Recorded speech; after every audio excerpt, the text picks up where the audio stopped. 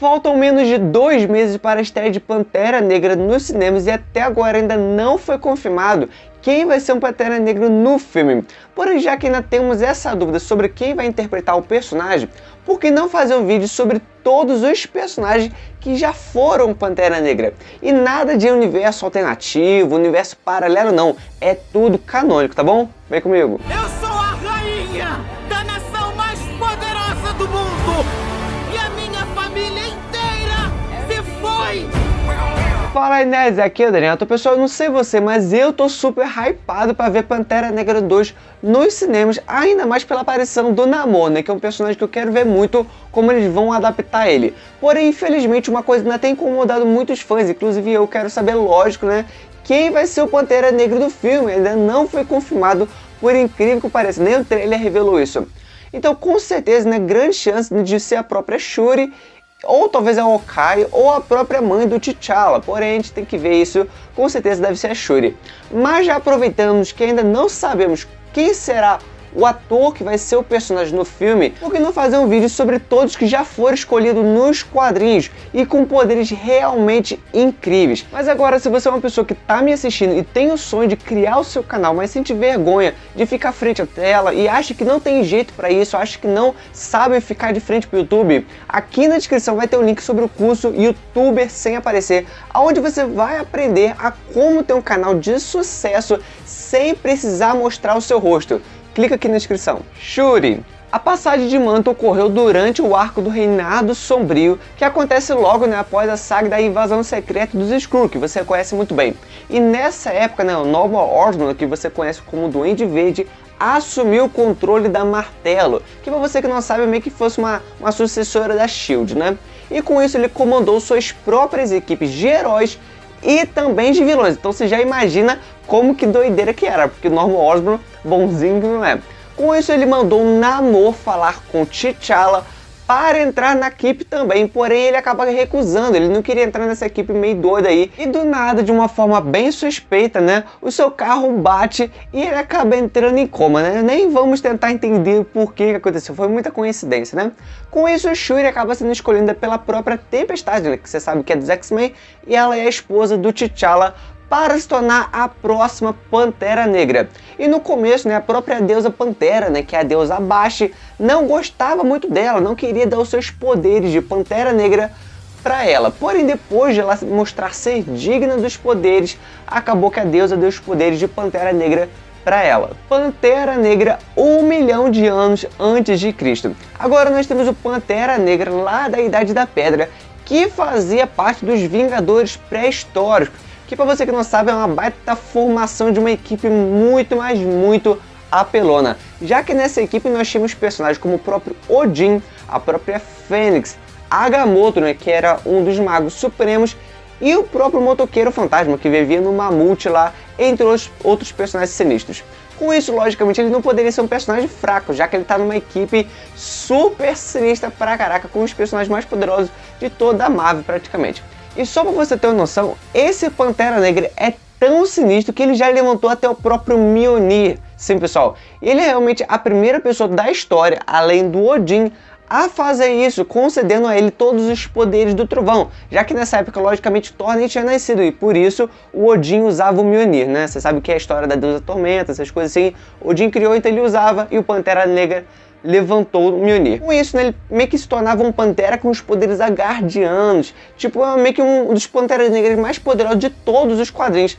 Não é pra menos, né? Mas agora, para tudo, que eu não acredito que você tá vendo o vídeo até agora e ainda não deixou o seu like. Pessoal, me ajuda demais, porque quando você deixa o seu like e um comentário falando sobre o que você acha sobre o filme, quais são as suas expectativas para o filme do Pantera Negra, você não tem como noção do quanto isso me ajuda, porque dá trabalho fazer esses vídeos, e quando você deixa o seu like, deixa um comentário, isso me ajuda demais, me incentivando, tá bom? Me ajuda aqui, se inscreve aqui e deixa um comentário.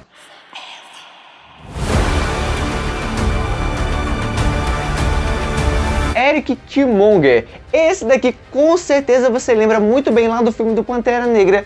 E sim, pessoal, o Killmonger já foi o Pantera Negra nos quadrinhos. E assim como no filme, logicamente, foi uma coisa muito rápida, durou pouco tempo. porque, querendo ou não, ele não é tão bonzinho assim, né? Então poderia viver muito tempo no reinado. Isso aconteceu lá na saga, né, do Pantera Negra volume 3, na edição número 15, onde Killmonger, né, desafia T'Challa em um duelo pelo trono e acaba derrubando ele, se tornando o rei de Wakanda e assumindo o papel de Pantera Negra, assim como foi no filme, né? Porém, acaba que depois de um certo tempo, né, ele entra em coma, porque ele tentou, né, ingerir aquela erva chamada erva do coração, né, para adquirir os poderes do Pantera Negra. Então, com isso, como ele não tinha um sangue real, ele acabou ficando em coma. Então, querendo ou não, ele se tornou Pantera Negra por pouco tempo, né? E o tempo de Killmonger como rei é de curta duração, ainda mais porque depois ele foi morto pela própria Monica Rambeau durante o ataque de T'Challa para recuperar Wakanda. Quer dizer, o cara se tornou Pantera Negra, mas não com os poderes totais. Xanda, ou Azuri. Xanda apareceu pela primeira vez lá em Quarteto Fantástico Sem Limite volume 1.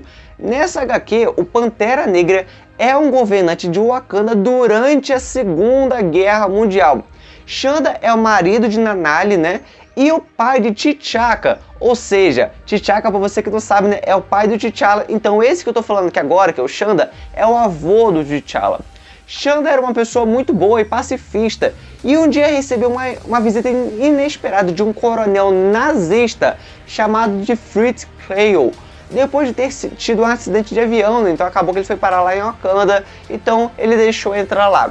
Ao longo de todos esses tempos, os dois fizeram uma espécie de uma amizade ali, e Kleil desenvolveu uma forte obsessão pela cultura Wakanda, quer dizer, você já fica com aquele meio suspeito assim, ao ponto de tentar convencê-los a tornar sua religião deísta, ao invés de espiritualista. O que causa um forte atrito, uma forte desavença entre ele e o Xanda, culminando assim na morte de Nanali, que era sua esposa, pelos nazistas e pela posterior expulsão do seu país. Quer dizer, olha que pesado, né? Em várias histórias mais tarde, Xanda é chamado de Azuri, o sábio, e até apresentado de uma maneira bem diferente do que eu falei aqui. Então você fica pensando, será que ele é uma outra pessoa ou é só um novo nome que foi dado para se tratar do Azuri? Então não tem como saber, a gente fala que os dois são a mesma pessoa. T'Chaka.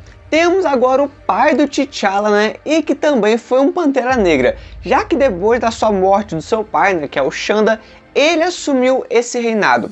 T'Chaka se casou 2 vezes, né, e no seu primeiro relacionamento ele teve seu filho primogênito, né, que é o T'Challa, porém infelizmente a mãe dele faleceu. Com isso, T'Chaka se casa de novo e tem a sua segunda filha, que é a Shuri. E sim, pessoal, para você que não sabia, a Shuri é só meia-irmã do T'Challa, né? Irmã por parte de pai. Porém, T'Chaka acabou sendo morto, né, pelo um homem chamado Ulysses Klaue, que depois de surpreender ele extraindo ilegalmente vibrânio do seu reino, quer dizer, acabou que ele sendo morto nessa briga aí de vibrânio aí. Shine. Shine é o irmão mais novo, né, e de confiança do T'Chaka e era até o seu conselheiro, ou seja, ele é o tio do T'Challa. Porém, também depois da morte do seu irmão, embora ele não tenha vontade nenhuma de ser o governante de Wakanda, ele acaba se tornando o rei e concorda em ascender ao trono e até o seu sobrinho se tornar adulto. Ele falou, vou ficar aqui só até meu sobrinho ficar maior de idade. Ironicamente, Shen, que nunca quis ser rei, se torna um dos reis mais queridos da história de Wakanda. Quer dizer,